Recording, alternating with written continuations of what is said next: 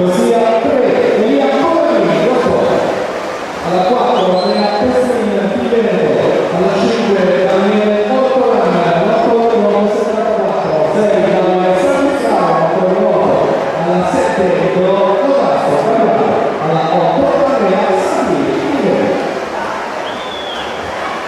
Un po' 41, tanto il passaggio della gara di Leonardo Messa, il Veneto classe 284.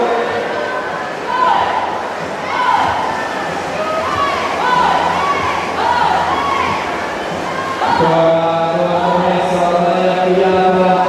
pratica vittoria, vediamo qual è